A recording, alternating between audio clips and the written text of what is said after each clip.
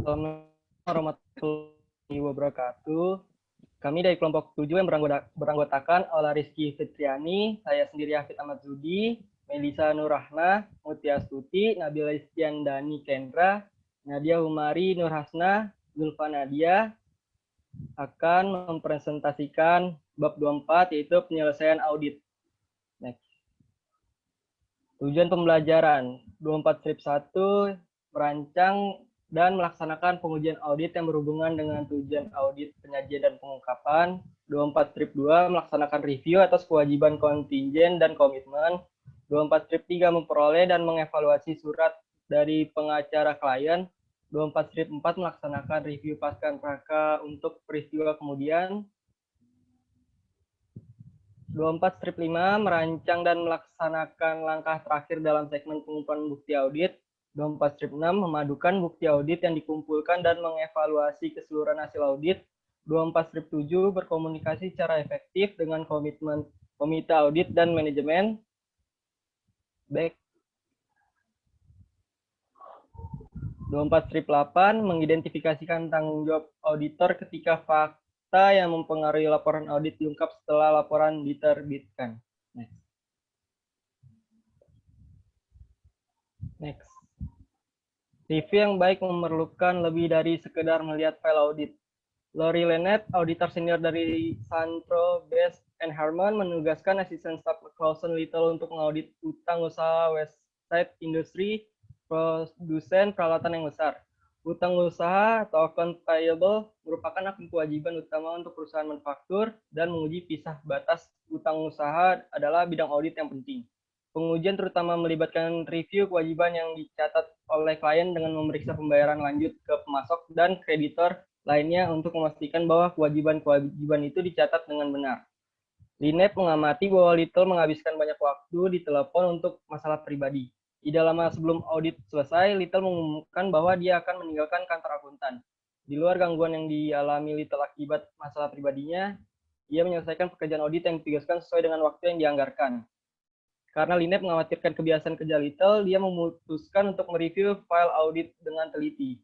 Setiap schedule yang ia review telah disiapkan dengan benar, dengan tanda yang dimasukkan dan dijelaskan oleh Little, yang mengindikasikan bahwa dia telah melakukan pemeriksaan ekstensi terhadap data dan dokumen pendukungnya, serta menemukan saldo klien memang memadai seperti yang dinyatakan.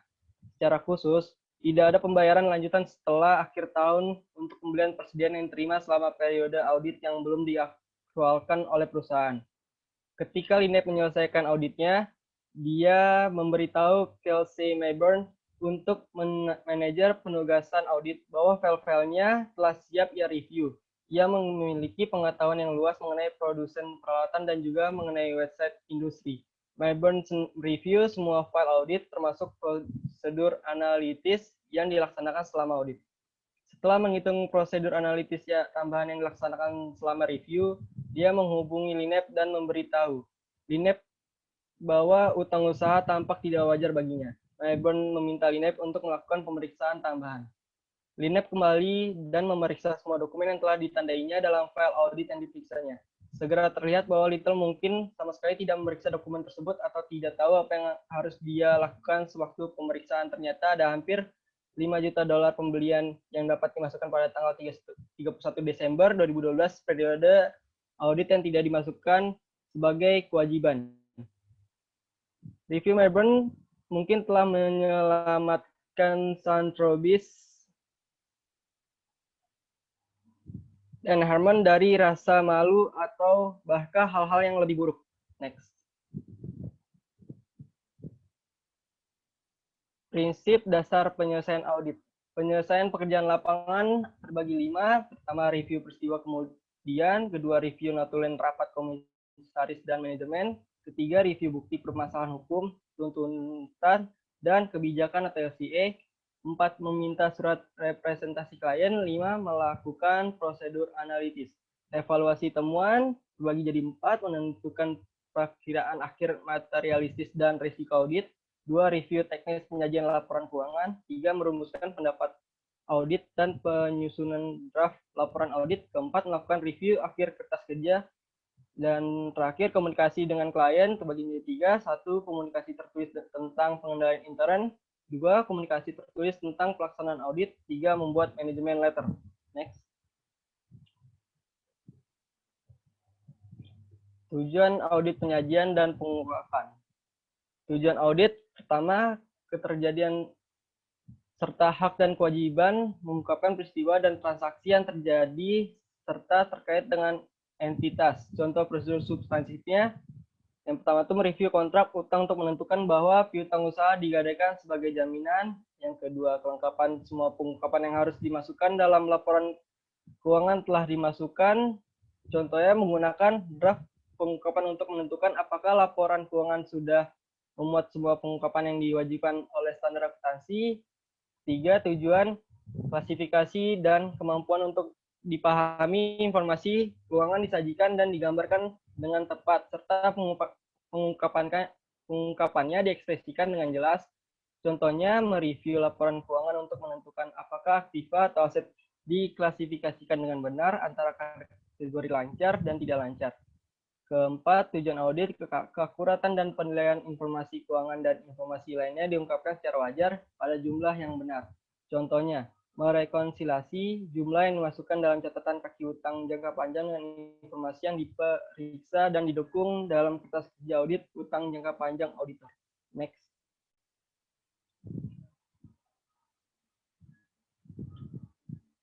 Review kewajiban kontingent dan komitmen. Kewajiban kontingen atau contingent liability adalah potensi kewajiban di masa mendatang pada pihak luar sebesar jumlah yang tidak diketahui dari aktivitas yang telah terjadi.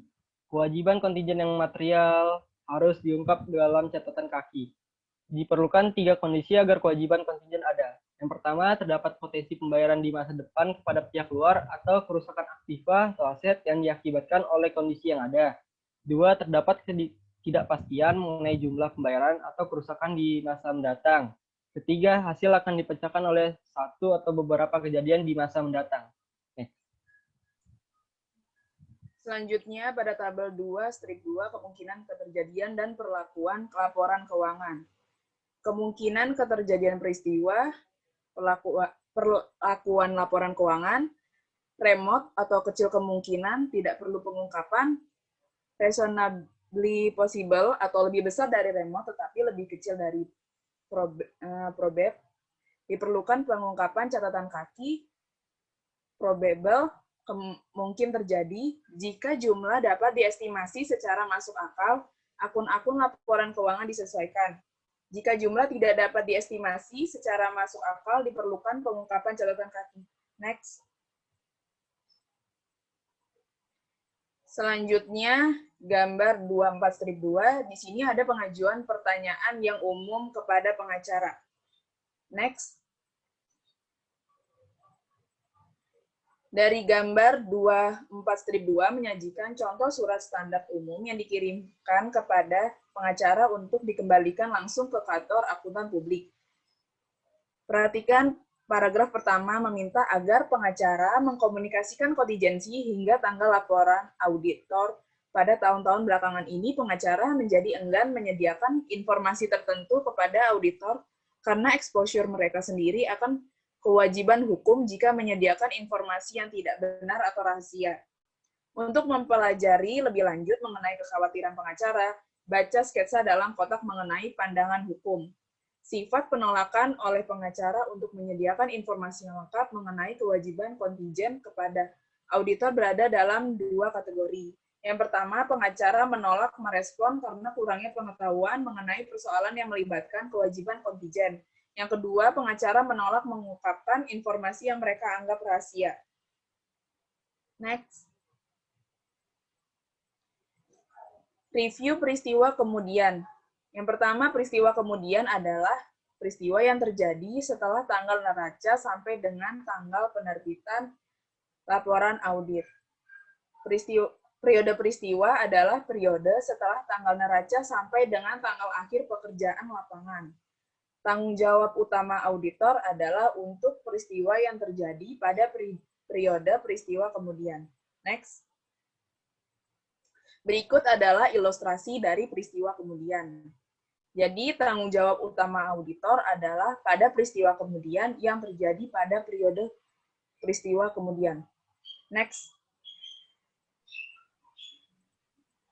Selanjutnya, kategori peristiwa kemudian. Yang pertama, peristiwa kemudian yang memberikan informasi tentang kondisi yang ada pada tanggal neraca dan berpengaruh terhadap ketepatan estimasi akuntansi saldo akun dalam neraca.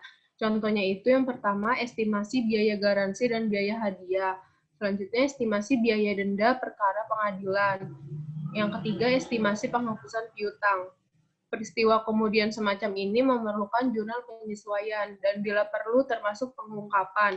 Misalnya penyesuaian untuk mengubah estimasi biaya garansi dengan jurnal sebagai berikut.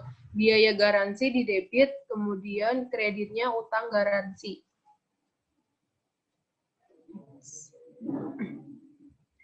Yang kedua, peristiwa kemudian yang memberikan informasi tentang kondisi yang tidak ada pada tanggal neraca, tetapi berpengaruh terhadap kegiatan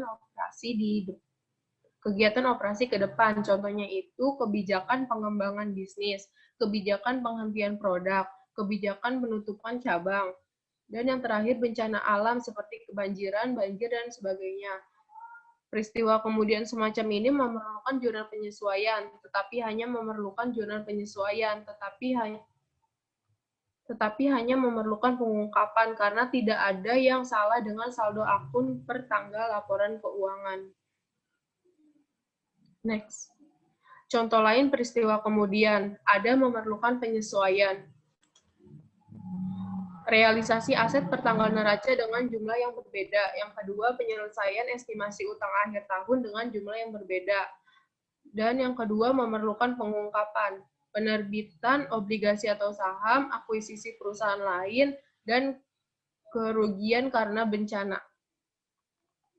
Next.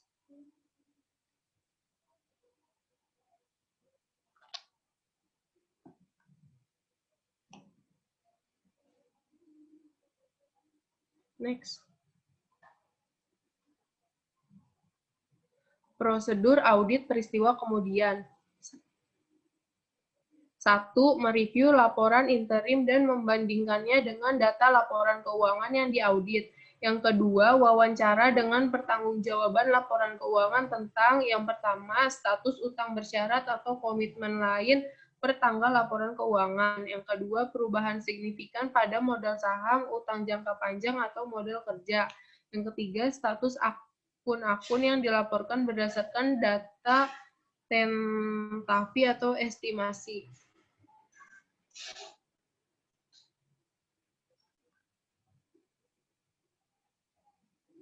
Yang ketiga ada mereview notulen rapat direksi, pemegang saham, dan komite tertentu yang relevan.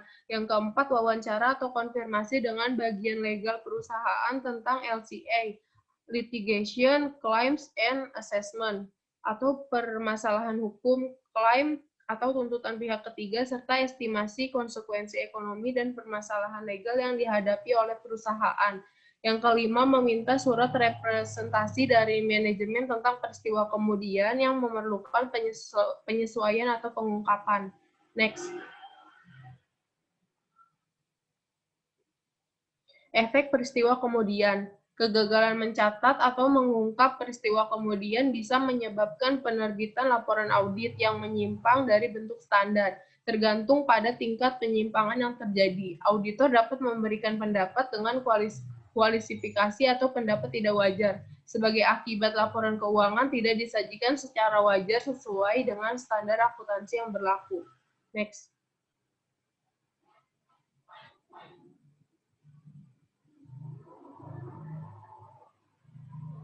Letter of Audit Inquiry. Letter of Audit Inquiry adalah surat konfirmasi tentang LCA yang ditunjukkan ke kuasa hukum klien.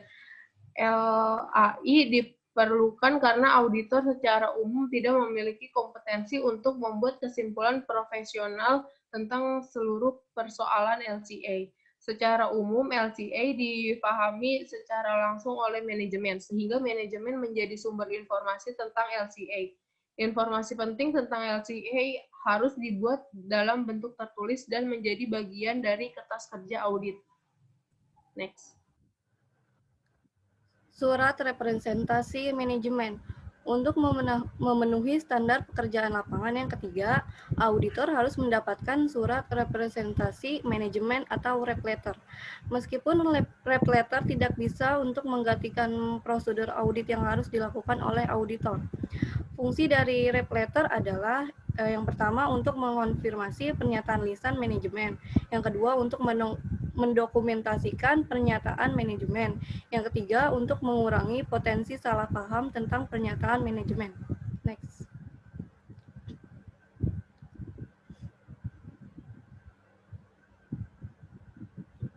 Next.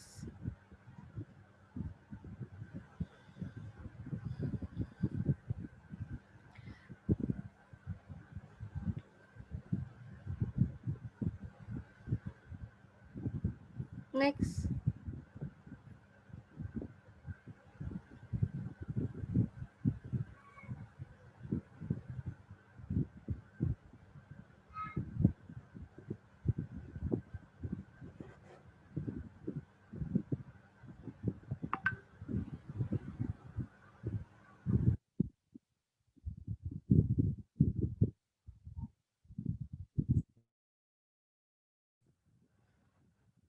Selanjutnya ada isi representasi manajemen. Yang pertama itu pernyataan tentang tingkat tanggung jawab manajemen terhadap laporan keuangan. Yang kedua, ada pernyataan tentang tingkat kelengkapan informasi dan bukti yang diserahkan kepada auditor.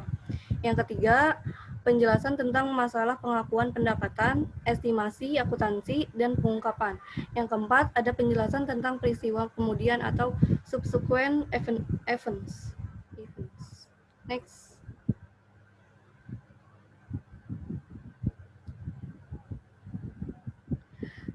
Efek surat representasi manajemen. Kegagalan mendapatkan surat representasi manajemen bisa menyebabkan penerbitan laporan audit yang menyimpang dari bentuk standar. Tergantung pada tingkat permasalahan yang terjadi, auditor dapat memberikan pendapat dengan kualifikasi atau menolak memberikan pendapat sebagai akibat penolakan manajemen untuk membuat surat representasi manajemen. Selanjutnya ini ada prosedur analitis. Dalam tahap penyelesaian audit, prosedur analitis ditunjukkan untuk mereview kewajaran laporan keuangan secara keseluruhan, untuk memastikan ada tidaknya data keuangan yang tidak lazim atau tidak sesuai diharapkan. Prinsip pelaksanaan prosedur analitis yang pertama itu ada diterapkan pada area kritis yang teridentifikasi selama proses audit. Yang kedua didasarkan pada laporan keuangan setelah diaudit, setelah penyesuaian dan reklasifikasi hasil audit. Evaluasi temuan. Tujuan evaluasi temuan yaitu yang pertama ada menentukan jenis pendapat audit yang akan dikeluarkan atau perhatikan 5 jenis pendapat auditor. Yang kedua, menentukan kesesuaian pelaksanaan audit dengan standar profesional akuntan publik atau GAAP atau Generally Accepted Auditing Standard. Next.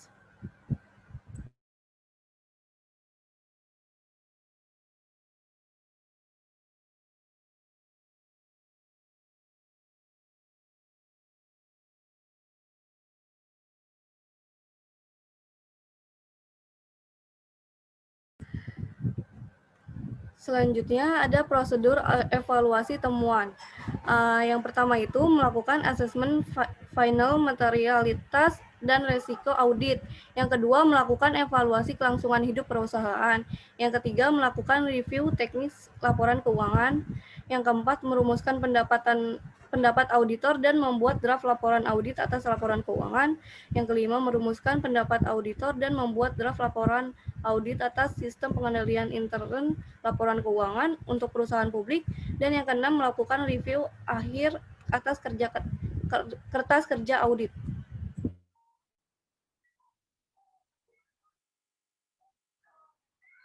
Assessment final materialitas dan risiko audit.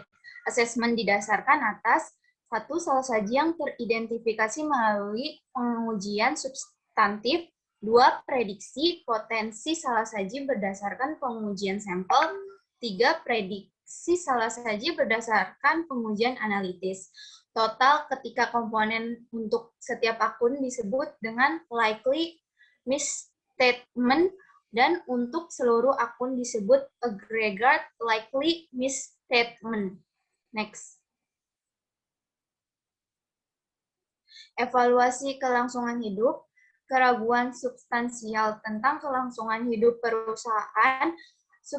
Substantial doubt about the going concern didasarkan pada 1. Ketidakmampuan perusahaan untuk memenuhi kewajiban. 2. Restrukturisasi utang. 3. Revisi kegiatan operasional karena tekanan faktor-faktor eksternal. 4. Rencana dan langkah manajemen untuk mencegah efek situasi sulit dalam bisnis. 5. Prediksi efektivitas implementasi langkah strategis manajemen dalam menghadapi situasi bisnis yang dihadapinya. Next. Evaluasi kelangsungan hidup. Dampak kesimpulan hasil evaluasi. 1. Evaluasi kecukupan pengungkapan dalam laporan keuangan. 2. Evaluasi teknis pemberian bahasa penjelasan dalam laporan audit. Next. Hal-hal yang perlu diungkapkan. 1. Kondisi dan peristiwa yang menyebabkan munculnya keraguan substansial kelangsungan hidup perusahaan. 2. Kemungkinan-kemungkinan akibat dari kondisi dan keadaan sulit yang dihadapi perusahaan. 3. Hasil evaluasi manajemen dan upaya pencegahannya. 4. Potensi penghentian kegiatan operasional. Next. Review teknis laporan keuangan. Cara mereview. 1. Membuat checklist detail laporan keuangan. 2. Mencocokkan laporan keuangan per audit dengan elemen laporan keuangan yang tersedia dalam checklist laporan keuangan. 3. Checklist mencakup bentuk dan isi dari laporan keuangan, termasuk pengungkapan. 4. Checklist yang sudah diisi dan temuan review harus dimasukkan ke dalam kertas kerja audit. Next. Pendapat dan laporan. Pendapat atau opini auditor dan draft laporan audit dibentuk untuk: yang pertama, pendapat auditor dan draft laporan audit atas laporan keuangan. Yang kedua, pendapat auditor dan draft laporan audit atas sistem pengendalian intern laporan keuangan untuk perusahaan publik jika terdapat kelemahan material atau material weaknesses dalam sistem pengendalian intern. Auditor dapat memberikan pendapat tidak wajar atau adverse opinion atas sistem pengendalian intern.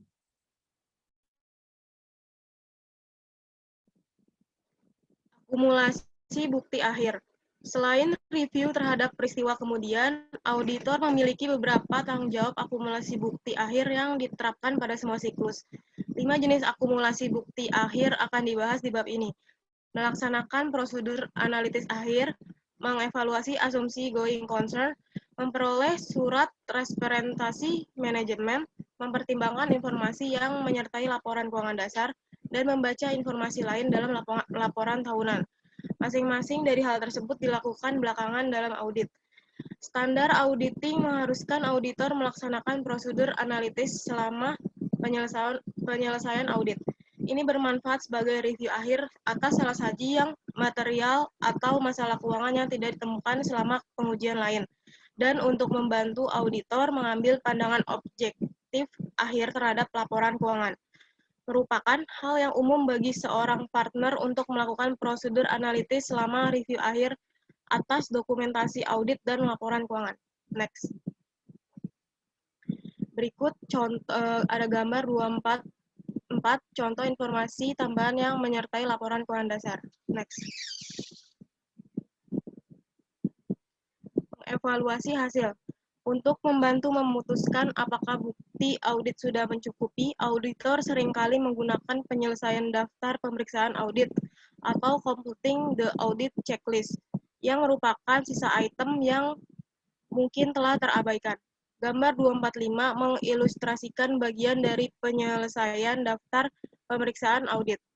Jika audit menyimpulkan bahwa bukti yang mencukupi belum diperoleh untuk memutuskan apakah laporan keuangan telah disajikan secara wajar, auditor memiliki dua pilihan, mengumpulkan bukti tambahan atau mengeluarkan pendapat wajar dengan pengecualian atau menolak memberikan pendapat.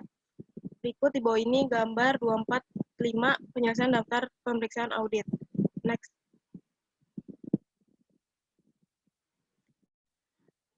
Contoh gambar 246, schedule audit salah saji yang belum disesuaikan. Selain setiap salah saji yang material tersebut, seringkali juga ada beberapa material yang belum disesuaikan oleh klien. Auditor harus menggabungkan setiap salah saji yang tidak material itu untuk mengevaluasi apakah jumlah gabungannya material. Auditor dapat menyimpan catatan salah saji tersebut dan menggabungkannya dengan cara yang berbeda.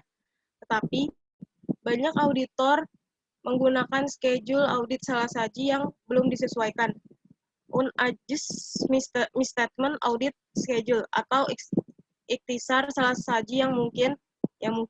Contoh kertas kerja salah saji yang belum disesuaikan disajikan pada gambar 246.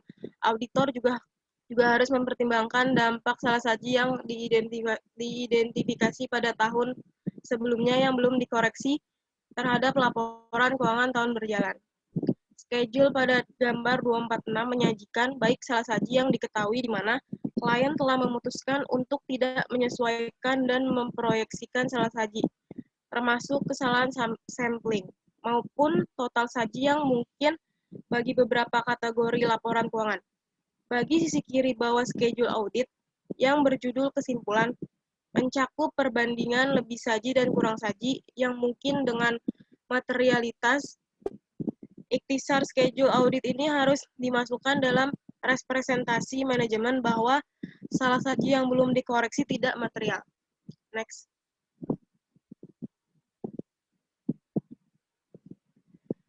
Berikut gambar 247, daftar pemeriksaan keuangan, properti, pabrik, dan peralatan.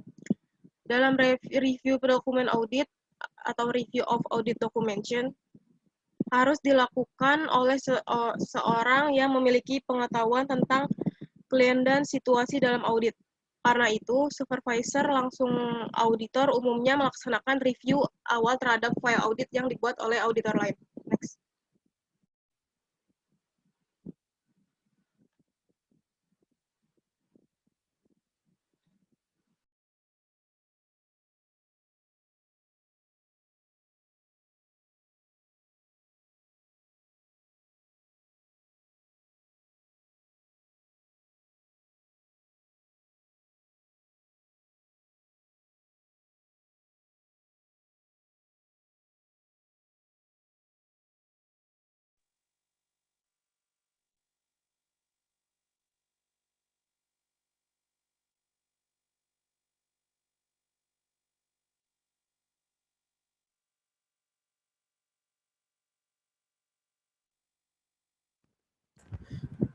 Mohon maaf, Paula suaranya tidak ada. Sudah kedengeran belum? Sudah. Oke, makasih. Mengevaluasi hasil dan mencapai kesimpulan. Bukti audit. Sinyalnya jelek. Bukti audit aktual. Menurut siklus, akun, dan tujuan. Prosedur audit, ukuran sampel item yang akan dipilih, penetapan waktu. Mengevaluasi hasil menurut akun dan siklus. Estimasi salah saji, menurut akun risiko audit yang dicapai, atau menurut akun dan siklus. Mengevaluasi hasil laporan keuangan secara keseluruhan. Estimasi salah saji, laporan secara keseluruhan, risiko audit yang dicapai, atau laporan secara keseluruhan. Selanjutnya, menerbitkan laporan audit. Gambar 24/8 mengikhtisarkan pengevaluasian apakah ada bukti yang tepat dan mencukupi, serta apakah bukti tersebut mendukung pendapat atas laporan keuangan. Hal tersebut menunjukkan bahwa auditor mengevaluasi siklus, mengevaluasi kecukupan dan kelayakan bukti dengan pertama kali mengevaluasi risiko audit yang dicapai menurut akun dan siklus, dan kemudian melakukan evaluasi yang sama atas laporan keuangan secara keseluruhan. Auditor juga mengevaluasi apakah bukti itu mendukung pendapat audit dengan pertama kali mengestimasi salah saji dalam setiap akun dan kemudian atas laporan keuangan secara keseluruhan. Dalam praktik, evaluasi atas risiko audit yang dicapai dan estimasi salah saji dilakukan pada waktu yang bersamaan. Berdasarkan evaluasi tersebut, diterbitkanlah laporan audit atas laporan keuangan. Next.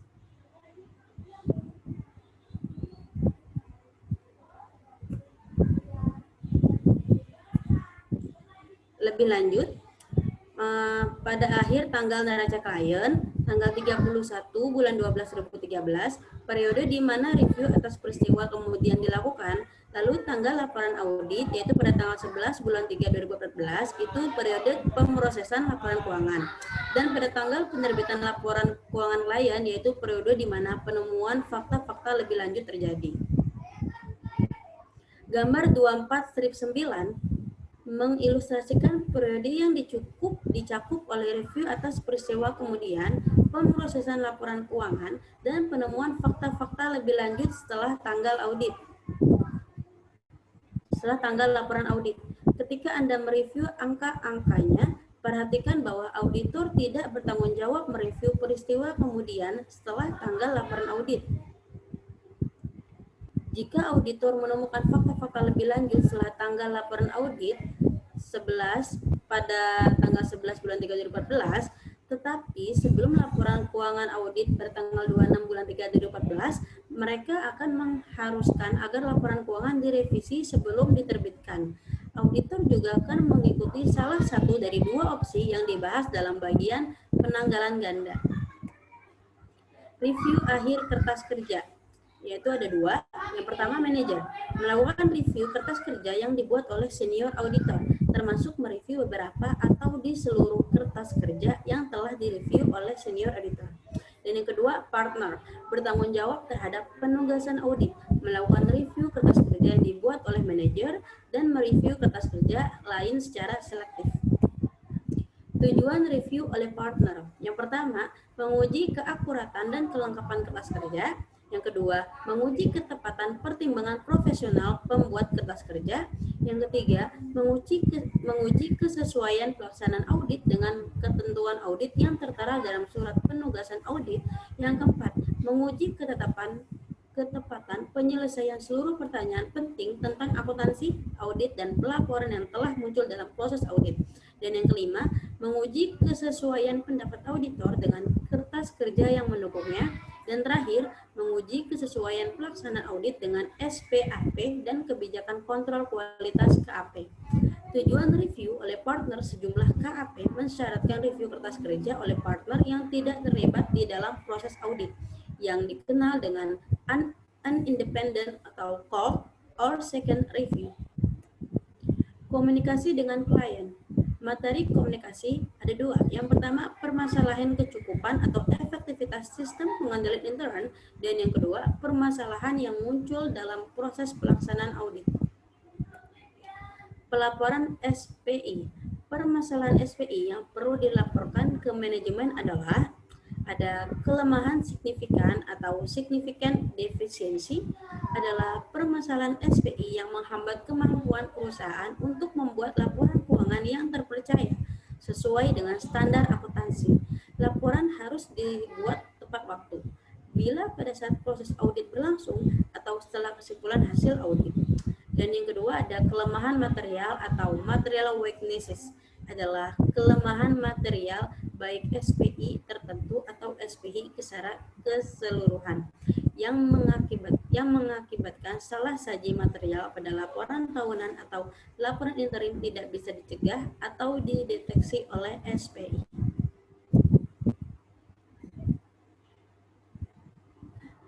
Selanjutnya ada pertanyaan dan jawaban. Yang pertama, pertanyaan dari Ronald Harbi, kelompok 1. Jelaskan bagaimana hal itu membantu auditor dalam menentukan apakah telah diperoleh bukti yang cukup dan tepat untuk setiap tujuan penyajian dan pengungkapan. Jawabannya itu, auditor menggunakan checklist pengungkapan untuk menentukan bahwa semua pengungkapan yang diperlukan benar-benar disajikan dan diungkapkan dalam laporan keuangan. dan catatan kaki yang menyertainya. Ini membantu auditor memperoleh bukti yang cukup tepat tentang tujuan kelengkapan untuk penyajian dan pengungkapan yang berhubungan dengan tujuan audit.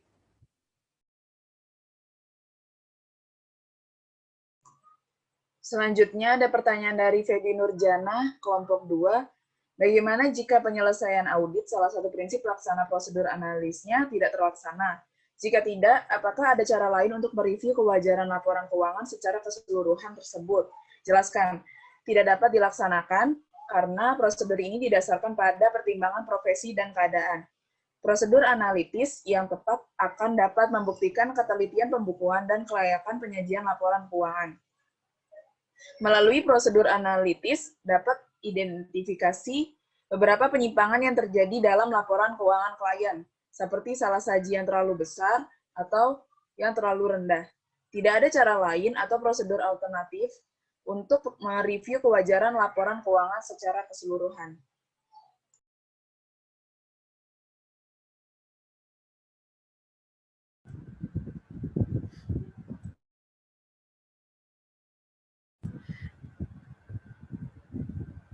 Selanjutnya, dari Jenip Fitria Pasaribu, kelompok 3. Di dalam laporan SPI terdapat kelemahan signifikan dan kelemahan material. Apa saja yang termasuk dalam kelemahan signifikan dan kelemahan material tersebut? Apakah terdapat cara untuk mengurangi atau menghindari kelemahan-kelemahan tersebut?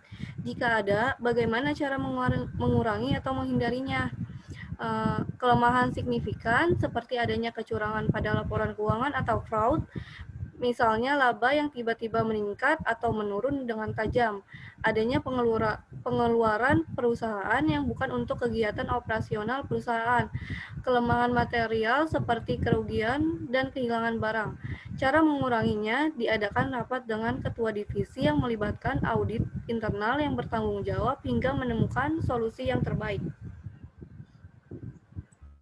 Selanjutnya ada pertanyaan dari Selvi Lintang Tamida, kelompok 4. Bagaimana jika surat representasi yang dibuat oleh manajemen bertentangan dengan bukti audit lain? Jawabannya, jika suatu representasi yang dibuat oleh manajemen bertentangan dengan bukti audit lain, auditor harus menyelidiki keadaan tersebut dan mempertimbangkan keandalan representasi tersebut.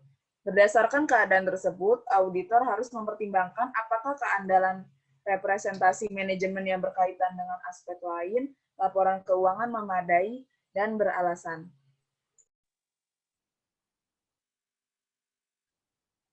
Selanjutnya ada pertanyaan dari Afika Fitri Setiawan dari kelompok 5. Dalam prinsip dasar penyelesaian audit, KAP harus membuat manajemen letter. Jelaskan pengertian dan isi dari manajemen letter, serta bagaimana cara membuat manajemen letter yang baik. Manajemen letter merupakan suatu surat yang dibuat oleh kantor akuntan publik atau KAP, ditunjukkan kepada manajemen perusahaan yang diperiksa laporan keuangannya atau diaudit, yang isinya memberitahukan kelemahan dari pengendalian intern perusahaan, baik material maupun immaterial weaknesses yang ditemukan selama pelaksanaan pemeriksaan, disertai dengan saran-saran perbaikan dari KAP.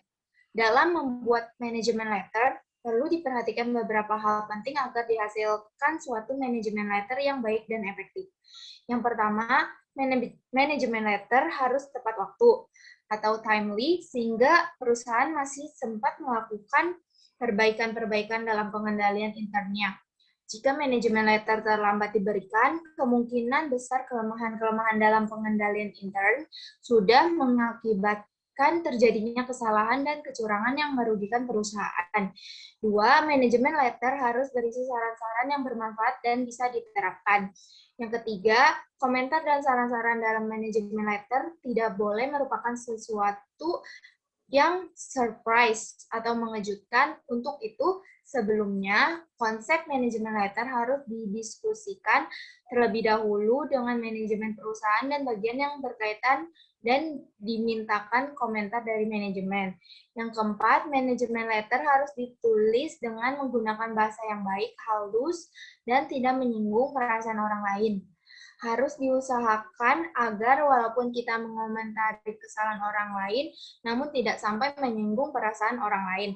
Yang kelima, kelemahan dan saran yang diberikan bisa diurut berdasarkan urutan pos, neraca, dan rugi laba. Misalnya, mulai dari kas, piutang, persediaan, dan seterusnya. Atau menurut hal-hal paling penting yang memerlukan perhatian khusus dari manajemen dan perlu penanganan secepat mungkin. 6.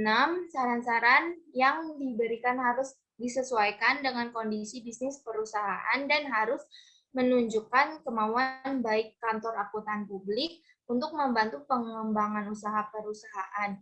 Yang ketujuh, pada bagian akhir manajemen letter, jangan lupa untuk mengucapkan terima kasih kepada manajemen dan seluruh staf perusahaan atas segala bantuan dan kerjasama yang diberikan mereka selama akuntan publik melaksanakan.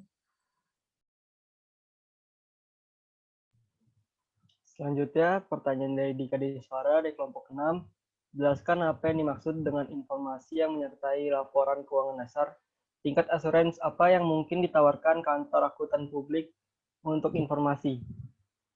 Informasi yang menyertai laporan keuangan dasar adalah setiap dari semua informasi yang disiapkan bagi pengguna manajemen atau di luar disertakan dengan laporan keuangan pokok. Tingkat asuransi yang dapat ditawarkan KAP untuk informasi ini adalah jasa atestasi. Jasa atestasi, attestation service adalah jenis jasa asuransi di mana KAP mengeluarkan laporan tentang realitas suatu asersi yang disiapkan pihak lain. Jasa atestasi dibagi menjadi beberapa kategori, yaitu yang pertama, audit atas laporan keuangan historis dalam suatu audit atas laporan keuangan historis. Manajemen menegaskan bahwa laporan ini telah dinyatakan secara wajar sesuai dengan prinsip-prinsip akuntansi yang berlaku umum atau GAAP. 2. Jasa atestasi mengenai teknologi informasi untuk atestasi mengenai teknologi informasi. Manajemen mengeluarkan berbagai asersi tentang reliabilitas dan keamanan informasi elektronik. 3. Jasa atestasi lain. Akuntan publik memberikan banyak jasa atestasi lainnya, yang kebanyakan merupakan perluasan alami dari audit atas laporan keuangan historis, karena pemakai menginginkan kepastian yang independen menyangkut bisnis informasi lainnya.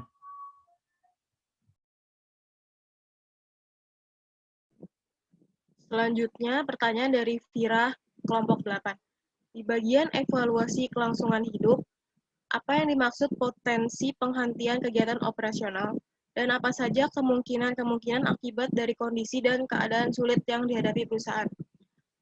Potensi penghentian kegiatan operasional perusahaan yaitu opini auditor bahwa kelangsungan kegiatan operasional perusahaan tidak bisa dilanjutkan lagi selama periode waktu pantas. Tetapi auditor masih harus mempertimbangkan kebutuhan akan pengungkapan kegiatan operasional perusahaan lainnya.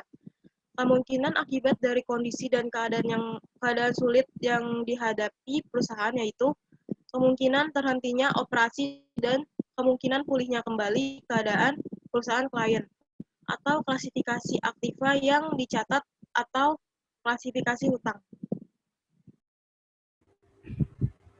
Selanjutnya, pertanyaan dari Velinta Lintayalin, kelompok 9.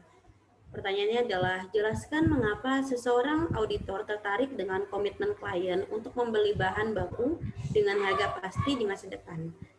Jawabannya, karena dalam pencarian komitmen yang tidak diketahui, biasanya dilakukan sebagai bagian dari audit pada setiap audit. Sebagai contoh, itu auditor tertarik dengan komitmen pembelian bahan baku dapat diidentifikasi sebagai bagian dari audit atas setiap akun tersebut. Dan auditor juga harus paham dengan kemungkinan komitmen ketika ia membaca notulen rapat, kontrak-kontrak, dan arsip korespondensi.